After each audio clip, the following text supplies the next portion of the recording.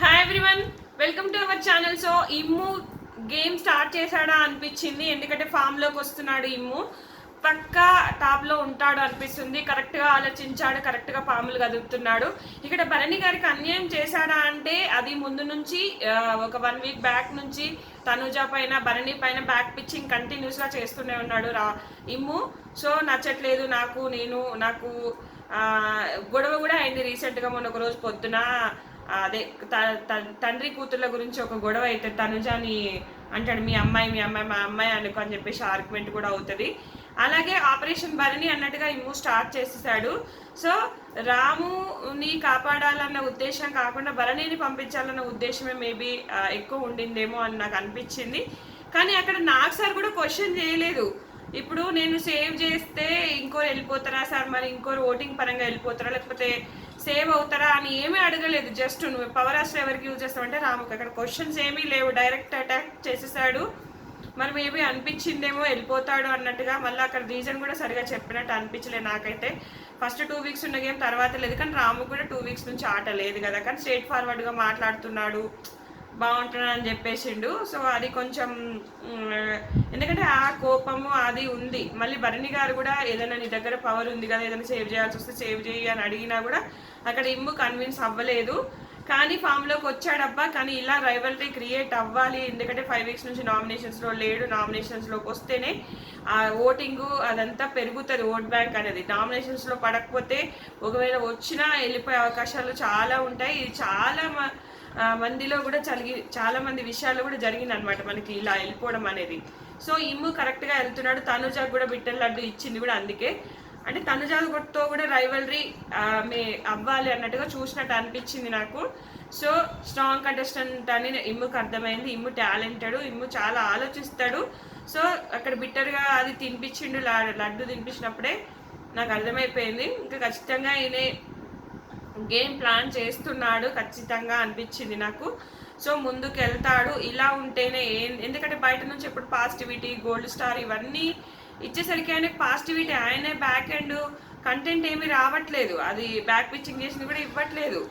అంటే ఒక comedian winner అవుతారా అనే మరి ఏంటో మరి తెలియదు. ఆయనకు సంబంధించిన వీడియోస్ కూడా ఏవి ప్లే చేయలేదు. ఇక్కడ చాలా మాట్లాడాడు తనుజ గురించి, భరణి గురించి. నైట్ అంతా బోలెడ్ డిస్కషన్లు జరిగాయి, మరి ఎప్పుడు మాట్లాడలేదు అనిపించింది. ఎప్పుడు ఒక్క వీడియో కూడా ప్లే చేయట్లేదు. ఎందుకు ఆ పాజిటివ్, ఎందుకు ఆ సాఫ్ట్ కార్నర్, లేకపోతే అంటే వేరేలా కూడా ఆలోచిస్తున్నారు ఇతను ఎందుకు చేయాలని చెప్పేసి.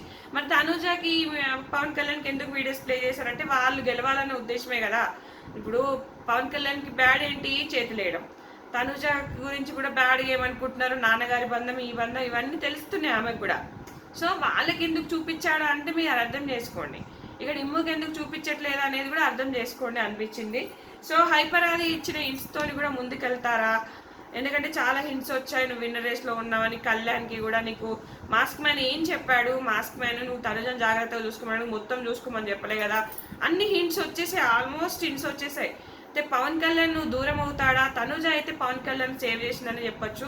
మా ఇద్దరికి మా బంధం ఏంటో తెలుసు, మేమేంటో తెలుసు. అలాంటప్పుడు మేము థర్డ్ పర్సన్కి మేము ఇంపార్టెన్స్ ఇవ్వాల్సిన అవసరం లేదు, థర్డ్ పర్సన్స్ ఏవో చెప్తే చెవ్వెట్టి వినాల్సిన అవసరం లేదు.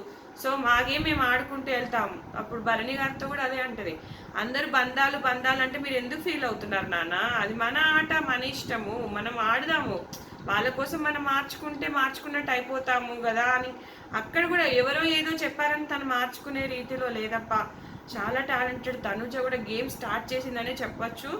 ఇక్కడ ఒక డిస్కషన్ జరుగుతుంది లైవ్లో భరణి గారు ఎలిమినేషన్ తర్వాత. సుమన్ అన్న కూడా ఏడుస్తూ ఉంటాడు, తనుజ ఏడుస్తూనే ఉంటారు, దివ్య కూడా ఏడుస్తూనే ఉన్నారు, ఇప్పటివరకు ఏడుస్తూనే ఉన్నారు.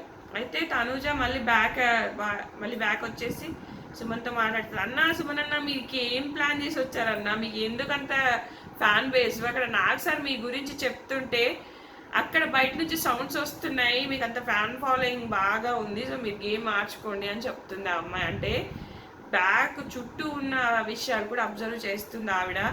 అలాగే పవన్ కళ్యాణ్ గురించి ఎవరు ఎన్ని చెప్పినా, ఎన్ని వీడియోస్ ప్లే చేసినా ఆమె ఒపీనియన్ మారట్లేదు. 2 డేస్ నుంచి నువ్వు నాతో సరిగా ఉండట్లేదు, ఎవరో ఏదో చెప్పారని నువ్వు మారిపోయావు అన్నట్టుగా కూడా పాజిటివ్ వేలో చెప్తుంది ఆమె. అంటే ఆలోచించండి, తనుజ ఏం తెలివి తక్కువ కాదు, బుర్రలేనిది కాదు. చాలా టాలెంటెడ్, విన్నర్ రేస్లో ముందుకెళ్తుంది అనిపిస్తుంది నాకు. ఇంకా మనకు వైల్డ్ కార్డ్స్ నిఖిల్ నాయర్ కూడా మంచి ఇన్పుట్ వచ్చింది. నువ్వేదో ప్రభాస్ అది అనుకుంటే నీ నుంచి ఏం రావట్లేదు, నువ్వు బయటకి రావాలి అని చెప్పాడు. మరి నిఖిల్ నాయర్ కూడా ఇందాక లైవ్లో నేను గేమ్ స్టార్ట్ చేస్తాను అంటున్నాడు. మరి ఏం స్టార్ట్ చేశాడో చూద్దాం మరి. సో రావాల్సిన ఇన్పుట్స్ అన్నీ వచ్చేసాయి అందరికీ. డీమాన్కి రీతుకి కూడా నీలో స్ట్రెంగ్త్ ఉంది, పొటెన్షియల్ ఉంది, నువ్వు ఆడు. రీతు నువ్వు కూడా ఫేక్ ఏడుపులు ఏడవకు, దొంగేడుపులు ఏడవకు, నీళ్ళు రావట్లేదు అది కూడా చెప్పాడు. భలే అనిపించింది అబ్బా నాకు అసలు. హైపరాది అసలు ఇంత టాలెంటెడ్ అబ్బా హైపరాది అనిపించింది నాకు. బుక్ తిప్పుకోకుండా అసలు మాట్లాడుతూనే ఉంటాడు అనిపించింది నాకైతే. ఇమ్ముకు కూడా ఫోకస్ పెట్టు, బాగా ఆడు, 80% బాగుంది, ఆ ఓవర్ కాన్ఫిడెన్స్ అవన్నీ కొంచెం పక్కన పెట్టు అని చెప్పాడు. కళ్యాణ్కి ఎలివేషన్ బాగా వచ్చింది. సో రాము నువ్వు బాగా ఆడు. సుమన్ చిన్న నెగటివిటీ అంటే చిన్న నెగటివిటీ కూడా లేదు నీకు, నువ్వు అజాత శత్రువు. నువ్వు గనక టాప్ 5 పక్కా. నువ్వు చిన్నగా ఏదైనా చేసినా కూడా బయట ఎలివేషన్ ప్రపంచం వస్తుంది అని చెప్తాడు. ఆదిరెడ్డి మాటలు చెప్పినట్టు అనిపించింది. నాన్నగారు వెనకబడ్డారు. నాన్నగారు ఆదిరెడ్డి చూసాడబ్బా మన అనిపించింది నాకైతే. ఎందుకంటే ఆదిరెడ్డి కూడా సంబరంగా స్టేటస్ పెట్టుకున్నాడు, నాదే వాడుతున్నాడు అని చెప్పేసి. తనుజ బాగా ఆడుతున్నావు, సో విన్నర్ అయ్యే ఛాన్స్ లేడు, విన్నర్ అయ్యే ఛాన్స్ ఉందని చెప్తాడు. డీమాన్కి నీ దగ్గర చాలా స్ట్రెంత్, పొటెన్షియల్. అలాగే సంజన కంప్లైంట్స్ కాకుండా కంటెంట్ పైన దృష్టి పెట్టు అనడం నాకు అర్థమైంది. సో రీతు ఏడిస్తే కన్నీళ్ళు రావాలి, కన్నీళ్ళు వస్తలేవు, నీకు బాగా స్ట్రెంత్ ఉంది, నువ్వు వాడు. మాదిరి నీకు చాలా ఉంది, ఇప్పటిదాకా లేని స్టఫ్ నువ్వు 1 వీక్లో ఇచ్చావు, సరైన దారిలో వాడు. రమ్య పాజిటివ్గా ఆడు, నువ్వు వాళ్ళకు వీళ్ళకు పుల్లలు పెట్టాడు అవన్నీ కాదు. సో నేను చూసుకుంటే రమ్య కూడా బాగానే అర్థమైంది. అలాగే ఆయేషాకి బాగా చెప్పాడబ్బా, నువ్వు ఏదైతే తనుజాకి చెప్పావో అది నీలో కనపడుతుంది, అది నువ్వు చేంజ్ చేసుకో అని చెప్పాడు. సినిమా రివ్యూ చెప్పడం ఈజీ, సినిమా తీయడం అంత ఈజీ కాదన్నాడు. సూపర్ అనిపించింది. సాయి చాడీలు చెప్పకు, చాడీలు చెప్తూనే ఉన్నాడు ఆయన వచ్చినప్పటి నుంచి. నిఖిల్ బాగా ఆడు ఏదబ్బా, సూపర్ అనిపించింది నాకైతే. ఇంకా ఈ బిట్టర్ గార్డుది కూడా బాగానే అర్థమైపోయింది, ఒకరిదొకరు ఇచ్చుకుంటారు. ఈ గౌరవ్ సుమన్కి అర్థమైంది చూసినావా, గౌరవ్కి ఇచ్చిండు, గౌరవ్ మళ్ళీ సుమన్కి ఇచ్చిండు. ఈ గౌరవ్ కూడా సుమన్ అన్న మీద చేస్తేనే ఉన్నాడు వచ్చి నుంచి. సో ఇంకా ఇది మిడ్ నైట్ లైవ్ కూడా ఇంట్రెస్టింగ్ ఉంది, అది కూడా నెక్స్ట్ వీడియో చేస్తాను, అది కూడా ఫాలో అవ్వండి. అలాగే నా ఇన్స్టా లింక్ కింద ఉంటుంది, అది కూడా ఫాలో అవ్వండి. సో ఇది ఫ్రెండ్స్, ఈ వీడియో నచ్చితే ఖచ్చితంగా లైక్ చేయండి, సబ్స్క్రైబ్ చేసుకోండి. షార్ట్ వీడియోస్ వస్తే నేను లాంగ్ అయితే చేయను. సో ఇంకా ఇది ఫ్రెండ్స్ ఈ video. Thanks for watching. Bye bye.